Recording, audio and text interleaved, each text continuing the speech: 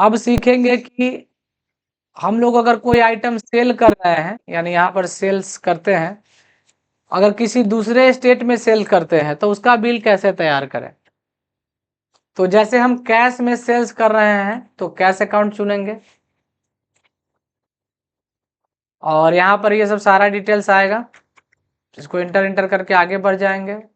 फिर पूछेगा buyer name, तो बायर नेम हम यहाँ दे दिए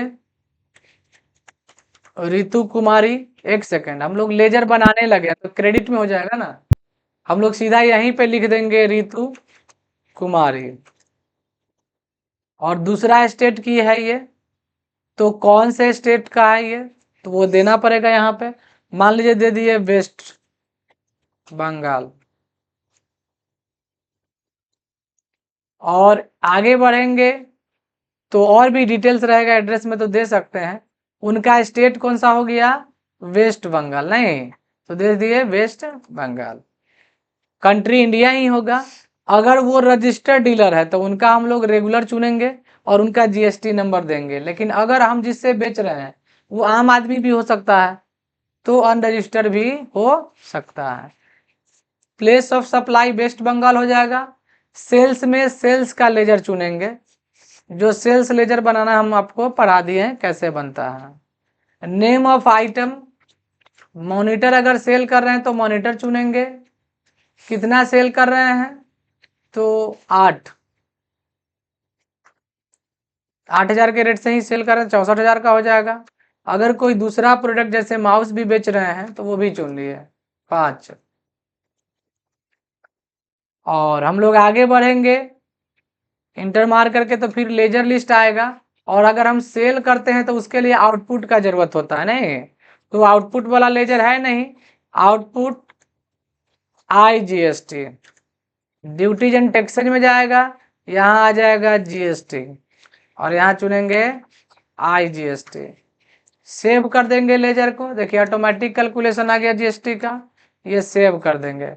अगर हम लोग ईवे बिल देते हैं, जैसे ईवे बिल, तो यहाँ पर यस कर देंगे ईवे बिल। तो फिर आपका ईवे बिल एक नंबर होता है, जब हम लोग किसी को भेजते हैं ना प्रोडक्ट बेच करके, तो एक ईवे बिल नंबर होता है यहाँ पर, समझ गए। अब यहाँ ईवे बिल दे देंगे, डेट किस डेट में मतलब ये तैयार हो रहा है वो दे दीजिएगा, तो हम 1/4/25 दे दिए।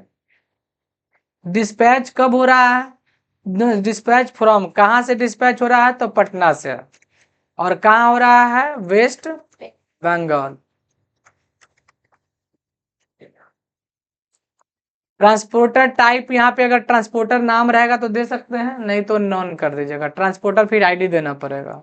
मोड, ये रोड से जा रहा है सामान, या रेल से या एयर से या शिप से, तो मान लीजिए रोड से जा रहा है, अगर रेल से जाएगा तो रेल चुनेंगे, तो रोड ले लिए।